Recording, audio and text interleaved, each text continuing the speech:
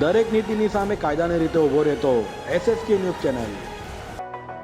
સુરતમાં lab-grown diamond કંપનીમાં 3 મહિનાથી પગાર ન થતા 100 કારીગરો રોષે ભરાયા હતા અને કારીગરોએ કારખાનામાં તોડફોડ કરતા મામલો તંગ બન્યો હતો।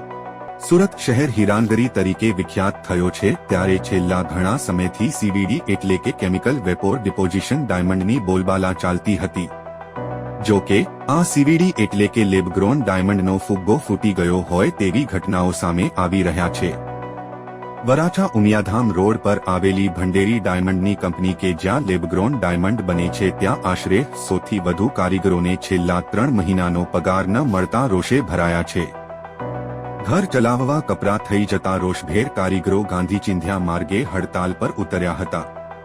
જો કે તેમ છતાં કોઈ જ હકારાત્મક નિર્ણય આવ્યો નહોતો, જેથી કર્મચારીઓ દ્વારા કારખાનામાં તોડફોડ કરવામાં આવી હતી, જેથી મામલો વણસી ગયો હતો।